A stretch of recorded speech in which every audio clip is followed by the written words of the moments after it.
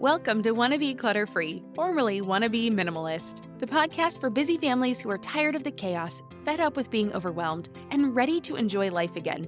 Each week, we talk about how to let go of the clutter so that you can focus on the things that actually matter. And it's not just physical clutter. We talk about the mental and emotional stuff too, because if it's holding you back, it's time to ditch it.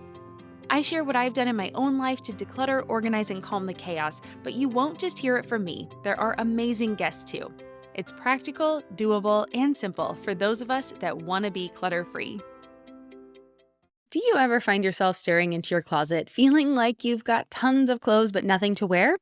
Well, I've discovered a fabulous solution that's perfect for us busy women. Armoire. Armoire offers high-quality, unique brands tailored just for you. All it takes is a quick 5-minute style quiz, and voila, you get a personalized closet from which to choose. The best part, these stylish outfits are delivered straight to your door in just a couple of days. I just returned from a podcast conference, and Armoire saved the day when it came down to what to wear. I wore these super cute wide-leg jeans from Paige to the day portion of the conference, and that night I wore cropped wide-leg vegan leather pants and an asymmetrical striped sweater. I got compliments all night and had people mentioning my outfit the next day. Then I was able to simply send it back for something new. No clutter, no fuss, no special laundry. And it's not just about looking good, it's about feeling good too. Armoire is all about sustainable fashion, so you can stay trendy without the waste. Plus, it's women-founded and led, supporting women designers and aligning perfectly with our values of empowerment and community. Right now, my listeners can give Armoire a try and get up to 50% off their first month. That's up to $125 off. Just visit armoire.style/wanna. That's armoire.style, ARMOIRE.style/wanna to get up to 50% off your first month. And never worry about what to wear again. Try Armoire today. Well, hey there, my friend. Welcome back to the show. My name is Deanna Yates, and you are listening to episode 218 of the Wannabe Clutter Free podcast. On today's episode, I am chatting with Risa Williams about overcoming procrastination. Risa's been a guest on this show a few times, and she really knows her stuff. I really enjoy any time I get to talk with Risa because she takes these big concepts and breaks them down into actionable steps and ways we can overcome just these difficult things that we're all dealing with. So I really, really enjoyed this episode, and I know you are going to as well. Risa Williams is a clinical psychotherapist and a productivity coach, specializing in time management tools, anxiety reduction skills, and ways to overcome procrastination. She's based in Los Angeles, California, and is an award-winning author of multiple self-help books, including The Ultimate Time Management Toolkit, The Ultimate Anxiety Toolkit, The Ultimate Self-Esteem Toolkit, and the newest one, the Procrastination Playbook for Adults with ADHD. They're all great. They all have amazing things to offer. So if you haven't checked them out, please do so. And you can also find links to the previous interviews I have done with Risa in the show notes this week at wannabeclutterfree.com/218. Again, that's wannabeclutterfree.com/218. And now, let's get to my conversation with Risa. Well, hey, Risa, welcome back to Wannabe Clutter Free. How you doing today? Great. Good to be here. Good to see you again. So good to see you. You have a new book coming out all about procrastination. But before we talk about that, can you please tell our listeners about yourself and what you do? Sure. I'm a licensed therapist here in Los Angeles. I'm a time management consultant, and I work with people on managing their time, getting more organized, and reducing their stress. So I talk to all sorts of people every week, all sorts of occupations and backgrounds, and we look at managing their weekly time. And all the books I write are about goal setting and time management skills. And this newest book is called The Procrastination Playbook, and it will be in stores in November, but you can pre-order it now.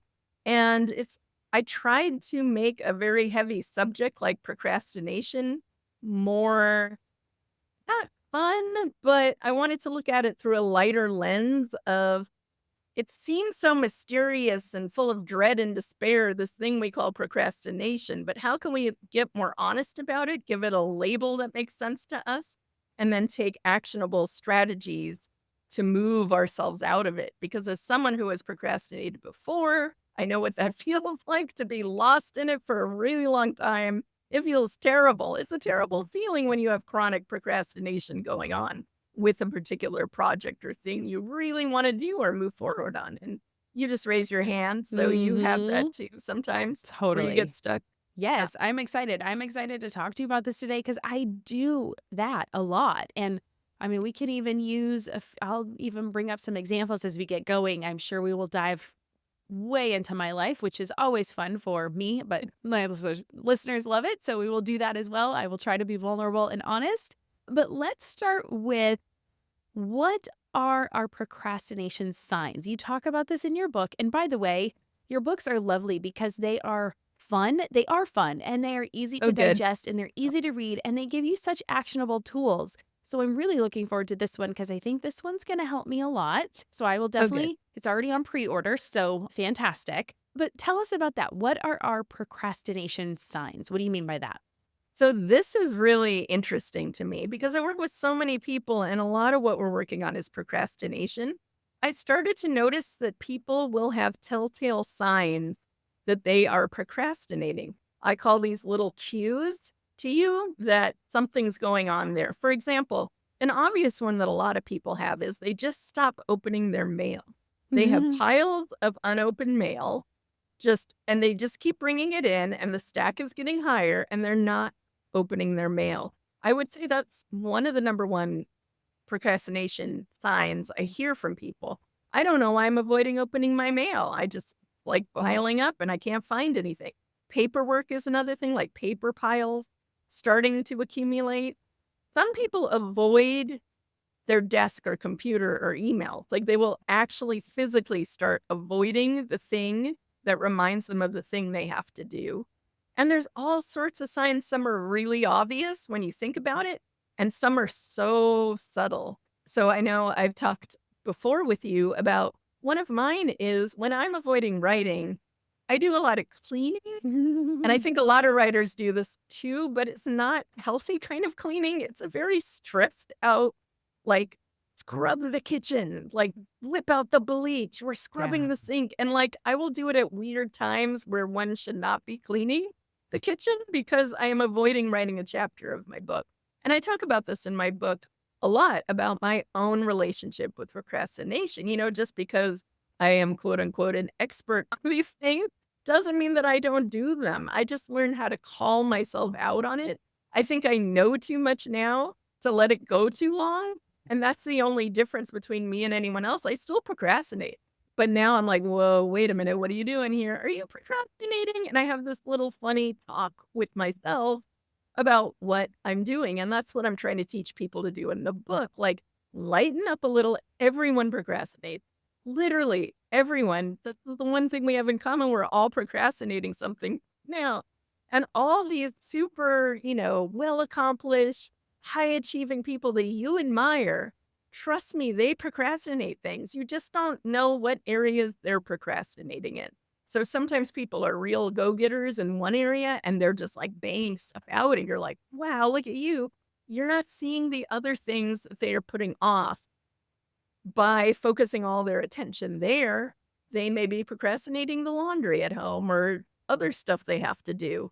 And because I'm a therapist who works with so many people from so many different walks of life, I see how this manifests in people's lives. And there's always one area that's like a little bit of a Achilles heel for us. So it's about identifying what are those things for you and what are the telltale signs when you really stop and think about it that show you that you might be stuck in a procrastination loop. Hmm.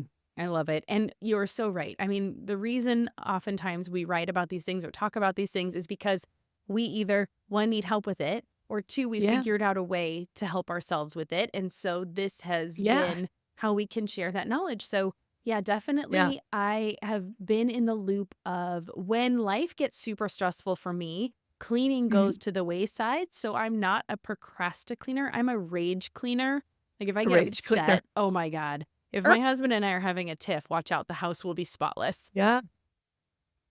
Yeah. I Generally it's mean, maybe tidy. in a way that's like healthy. I don't know, to I like don't know. channel the rage. Yeah.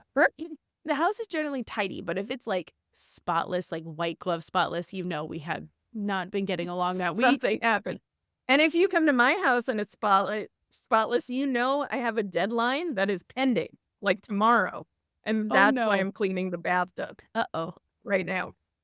So we could talk about ways we've overcome that, but another one for me when I'm procrastinating work, and one of the reasons why I love moving into this office for my recording is my normal desk is in the middle of the house. I will often get up and just go look in the pantry to eat something. Yeah, I'm like, stress eating, stress snacking. what do I do here? I don't, and so like I try to like even catch myself is if I just allow myself to open the door, and now I'm like, Mhm. okay, stop. Close the door because you don't need anything in here. You're not even hungry. So I've been finding myself doing that a lot more lately. So, yeah. Yeah. So I have like worksheets where you write that stuff out. Like, I don't open my mail. I avoid my computer. Maybe I find myself going to the kitchen 5 times in a row. People do that all the time. They just keep getting up. They sit down to Yeah. type a sentence and then they get up 20 times. They're like, oh, I got to put that away. Oh, I should call someone else. I have people who start rearranging their desk and doing all sorts of things to avoid doing the thing. And honestly, some of this is funny and we can laugh about it. And other times you're caught in such a long term pattern of that with a particular project. That's when we want to address it because that's when those feelings of shame and guilt and beating ourselves up become so pervasive that it's actually stopping us from moving forward at all. And it can feel really debilitating to people. It can feel Mm. really scary.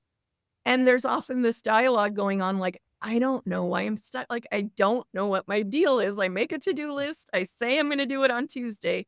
And then every Tuesday, something comes up. So there's all sorts of different ways we trick ourselves into not moving forward with something. And there's all sorts of different reasons. So sometimes those reasons are really deep reasons, like there's a lot of layers why you're avoiding something. But also sometimes the reasons are not deep at all. And this is what I want to look at. Like Yeah. sometimes if you really sit down and ask yourself, why am I avoiding writing the sentence? It's something ridiculous. Like, this isn't fun for me. I don't like writing this. I don't want to do this right now. There's like these little thoughts that are so little, but they're making us so stuck. So, Hmm. part of my book is to lighten up about it, get really honest with yourself, call yourself out when you see yourself doing something strange.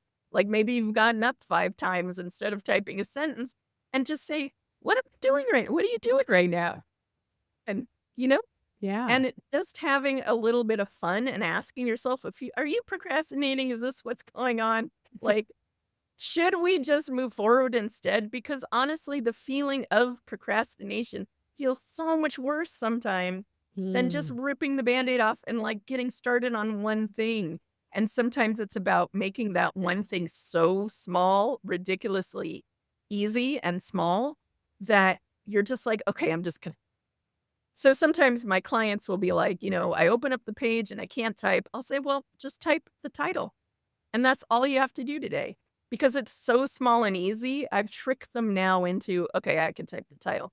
Usually what happens then is someone types a sentence. So I'm sitting here typing anyway, so I'm going to type. And that's that feeling is you pushed past it a little bit.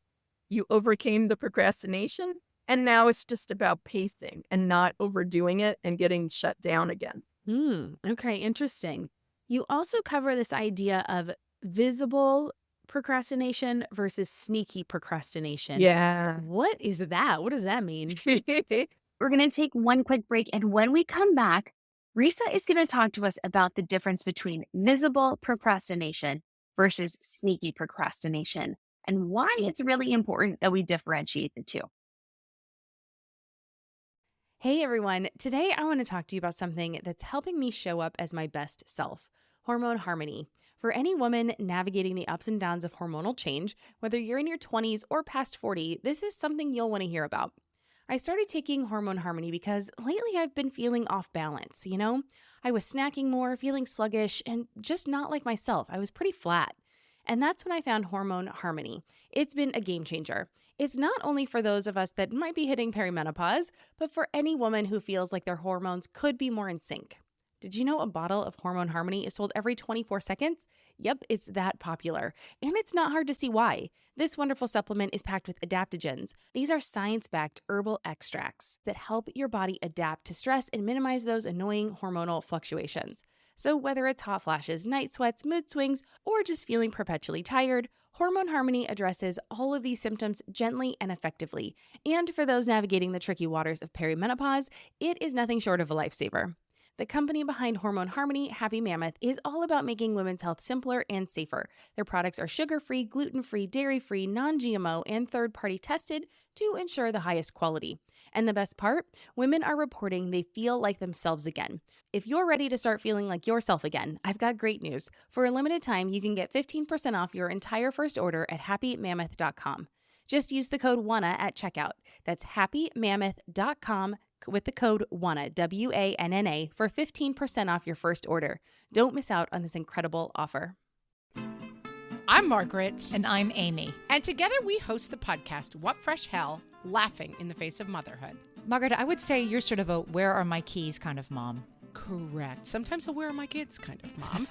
Well, you're, Amy, more of a we were supposed to leave 35 seconds ago, mom. I mean, touche. In each episode of What Fresh Hell, we come at a topic from our usually completely opposite perspectives. I bring the research. And I bring kind of the gimlet eye. Like, is that research really going to work, people? And almost 10 million downloads later, we're still laughing. We also talk to experts in the parenting field, plus parents with stories we can all learn from. We make each other laugh, we challenge each other's assumptions, and we have what we think is the best parenting community on the internet. Check out What Fresh Hell? Laughing in the Face of Motherhood wherever you listen to podcasts.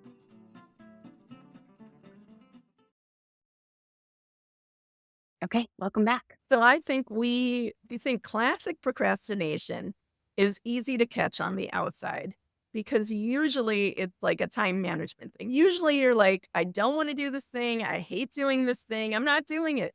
And you can loudly announce it to people. That's visible procrastination. That's like, hey, everyone, I don't want to turn this essay in, so I'm not going to do it. I'm going to wait till the last minute, and that's what I'm doing. And you say it. And you can tell by the way you're talking about it because you're acknowledging that is visible. Also, other people around you, like your husband or your friends or whatever, people who see you every day, they'll notice it. They'll be like, I think you're procrastinating doing this thing because it's visible. The sneaky procrastination, that's interesting to me because I find we have like dozens of sneaky ways we procrastinate, and those are so much harder to catch than the visible ways we procrastinate. So something like letting the mail pile up, you might even say, that's a very visually obvious thing. If I know to look for that, I can understand. Now, subtle ways we procrastinate might just be, going on your phone, scrolling for hours, but you're doing it all the time when you're telling yourself you should be doing something else. Another sneaky way I see a lot of like super high achieving people procrastinate is they get really busy. They fill their time up with other things and they start working on other projects that aren't as important. So it gets into task prioritization problems. Everything suddenly feels important and they're busy, busy, busy. So in their brain, they're like, but I'm doing so much. I'm moving forward, but we're still avoiding the one thing you actually needed to do. And how many people out there have had that feeling before, right? I laughed because I have had that feeling before. Yeah, For sometimes sure. people shut down. They don't do anything, which is a little easier to spot. And sometimes people fill their time up and get twice as busy because they're actually procrastinating, but they're not admitting that to themselves. Interesting. Well, and I will use an example. You were part of my Chaos to Calm second summit that was all about capsule wardrobes, and we did that in May. And I procrastinated. I knew I wanted to do this next summit. I mean, the first one wrapped up at the right beginning of February. And I knew within 2 weeks I wanted to do another one in May. And yet I procrastinated getting speakers and reaching out to people for who knows why. I don't know why. I think maybe I was it was a lot Maybe of you work were to put on the exhausted. first one. I think I was tired. The first one was a lot to put on. But the longer I waited, the more stressful that second summit got. And I Yeah. knew the steps. I'd already just done it. And if I would have just ripped off that Band-Aid right away, I would have saved myself a lot of stress come May. Yeah. As I was buttoning it all up and putting it all together, I could have had it buttoned up so much faster. Yeah. Yeah. And so sometimes in a way, we're helping our future self just by walking it forward one tiny step. Because the problem with procrastination is that we think our future self will have so much more energy and motivation to do this thing. And I tell you right Oh now, my it's God. usually the opposite. Your future self usually has less motivation and less energy because now there's so much more you have to do that you've totally overwhelmed your future self. But it's Yeah. this myth we have in our head like, today me doesn't feel like it. Today me has no motivation. Tomorrow me will have way more motivation. No, tomorrow you will probably Yeah. have way less motivation. And I think that paradox is where people kind of, if you stop and think about it, it makes sense. But we don't feel that internally. We feel like I need to wait for motivation to move. And as someone who does this for a living, I can tell you that usually motivation doesn't come in that way. Usually motivation comes once you start moving. And it's Mhm. confusing to people because you don't get that boost of energy until you take a few steps forward. So I think that's where we get stuck a lot. I have a type of procrastination in my book called Waiting for Motivation. And I know that's the one. That's the very sneaky form of procrastination that made me delay writing a book for 5 years. So now I've written a book every year for 5 years. But Wow. previously, before I learned any of this, I talked about writing a book for the same book for 5 years and I never moved forward. And I didn't even realize I was procrastinating until I ran into somebody who I had told a long time ago. And they're like, "Oh, you finished your book, right?" I didn't even start it. Wait, how long has it been since I saw you? And I was adding it up thinking, how did I do this to myself? Mm. And it wasn't that I wasn't doing a lot. I was raising two kids and teaching and running a business and all this other things. But the truth is, if we really do want to do something, like we honestly want to do it, we find ways to do it no matter what, you know? So sometimes when you're procrastinating, it's getting honest. Like, do I actually want to do this? Okay. If I do, I need to get honest that it's going to take steps and time and like a long time to get to the end. So I need to plan out what that is. I need to get more comfortable with each step and get my mind in the right place to take the first step. It's a little dialogue we need to have with ourselves instead of letting it all go so subconscious that we're just not addressing it. And then, next thing you know, 5 years from now, you're still talking about starting that thing, that same project. I think we've all had that feeling Mm. before. Yeah. So Yeah. interesting. Oh my gosh. I love that example that you gave that, yeah, you just had to start. And I do find that definitely waiting for motivation, that one that's a sneaky one for sure. I've definitely felt that in the Yeah. past. And yeah, yeah, Well, that's because a one to lot of times we're remember. not being honest that like the first steps of any new thing it don't feel good. I've written now 5 books. Every time I start a book, it feels bad again. I'm still the same I'm still at the same stuck point I was at the first book. Like, I don't wanna do it. I don't know where all these ideas are going. I'm scared to look at what's on the page. But you know what I do now is I reframe that. I think that's just my process. I've been through so many times. I know on the other side of that are the better feelings where I get really excited about it. But I can be honest and say, "You know what? It's just not fun starting." And that's okay. And I can accept that about myself. Maybe I will never find writing that first page to be fun. And that's okay because I know I can get past it and I know I'll figure it out eventually. And I know the more I do it, the less awful it feels. And maybe that's the talk that people listening out there, might benefit from talking to themselves in a gentler way about it. Like, this is just your process. You just don't like starting this thing or this task isn't fun. That's okay. It's okay that it's not fun to you. It doesn't have to feel fun, but sometimes you need to move past that to get to the more fun part or to get to the done part or to get to the feeling good about it part. All right, let's take one more quick break. And then we're going to talk about that feeling of procrastination. You do not want to miss this part. Okay, couple things you said there. One, I want to go back to when you said when you're procrastinating something and you ask yourself, is this something I really want to do? So, Yeah. one, if it is, you gave us steps for that.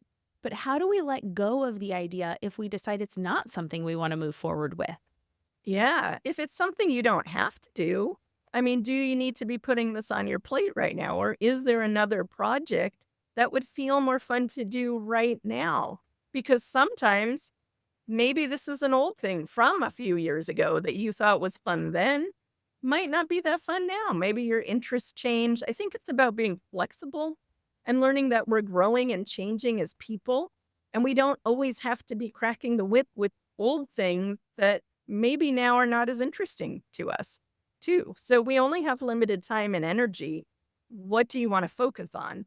And then if you want to do it, how do we walk ourselves one little step at a time until we're at the point where the motivation and confidence kicks in a little bit? Often procrastination is really about confidence, feeling like you can do it, and you can get to the end of it and it'll be okay. And whatever it turns out to be is okay with you. And accepting yourself in that way, accepting that things are uncomfortable. You're going to have to experiment. You're going to tinker around with it and play with it until it comes to fruition, instead of thinking it has to be perfect. It has to be this way and it has to be done instantly. All those things are going to shut you down and make you feel stuck and put the brakes on it. Whereas if you lighten up and think, I can do this a little bit at a time, let's just see how it goes. It doesn't feel good now, but I'm going to see how it feels 2 steps from now. And I'll just keep taking stock of it and befriending myself along the way. Befriending yourself along the way. Lovely phrase. How would we equate this to decluttering in our home? So let's say we're not Yeah. someone that, let's say we have procrasticlutter. A lot of people do that, right? They're procrastinating on decisions. They've got piles everywhere. How do we get over this hump? Yeah. How do we get over the procrastination and use this to our advantage? So I think 2 things will help. Work on your self-talk. The words you're saying about the things you have to do influence how you're going to do it. If you're using a lot of negative words about it, I have to do this. This is terrible. This is a mess. This is the worst. Your brain's reacting with stress. So the best thing you can do if you can't be positive about it is to neutralize it. Say, this is something this is something that has to happen, but I can figure it out 1 step at a time. Or I'm just going to go at my own pace with this because it is feeling hard for me. You're acknowledging that it feels hard, but you're also giving yourself a plan. And then the second piece of that, when it's something really hard that isn't fun, accountability. Really, it's like magic. So they've done so many studies. When you just tell someone that you're going to do something, you have such a higher chance of completing it. And if you tell that person regular updates, even if you're not accomplishing it, like let's say I say, Deanna, today I was supposed to work on my book, but I didn't do it. I'm going to let you know next Friday how many pages I wrote. Eventually, people get unstuck pretty quickly because now there is a witness involved and there's accountability. And just being out of your head and not just beating yourself up and having someone there to witness any kind of progress is usually enough to get unstuck with stuff. I love that. Accountability. Yeah. So who do you recommend we have as accountability partners? I think there's probably some people you might not recommend, but Yeah. okay. So let's talk about that. People who are going to be positive. You don't need people to tell you advice. You just need somebody who will say, oh, okay, good job. Or someone you can text and say, cleaned out the closet. Or can I send you a picture of what I did? And maybe you can do this for them. If you're co-working on goals together, it tends to go better because it doesn't feel one-sided, like you're just needing praise and encouragement nonstop. We need to do this for each other and say, hey, I'm going to work on this. Is there something I can witness you doing? And we can sponsor each other's goal, maybe for a month, maybe it's a limited time so they don't feel like it's an endless commitment. It works so well. And if you can't find that, you can find coaches and therapists like me who work with people. That's all I talk about all week long. Or you can go to like the group I host, the Get Stuff Done Goals group. And there are other people doing these types of groups where people are just checking in with strangers and saying, hey guys, what I'm doing. And you know what happens? Everyone is so encouraging and warm, and people clap when someone cleans out the closet or Yeah. does something amazing, like write a page of their dissertation. Everyone is so encouraging. This is what we need more of as adults, this kind of positive support where you're not giving criticism and feedback. You're just saying, good job. That was hard for you. You did it. No judgment. Like, we're all working on our own stuff. I love that. Well, Risa, this has been fantastic. Tell people where they can reach out and get more information about you. So you can find everything about me, my books, my groups, and everything I do at risawilliams.com. You can also follow me on Instagram at Risa Williams Therapy. And please order a copy of the Procrastination Playbook. It's a great book, and it will trick you into noticing new things about the way you procrastinate in a way that I feel will hopefully be uplifting to you. So if you're in need of a little motivation boost and you don't know where to start, just pick up the book and flip through a few pages and find what resonates with you. I hope it helps you all. Love it. And I love to end every show with 3 rapid fire questions. I know you've answered them before, but I want to see if they've changed over time. What does clutter-free mean to you? I think clutter-free means 2 things: the clutter in your environment, but also the clutter of our own thoughts, right? And simplifying both down by learning to be kinder to yourself, by learning to accept yourself and embrace where you are now and tell yourself that that's okay. That is so important. It's going to help you figure out what's important to think about and what's important to have in your house too. So good. Number 2, what is making you happy right now or in this season of life?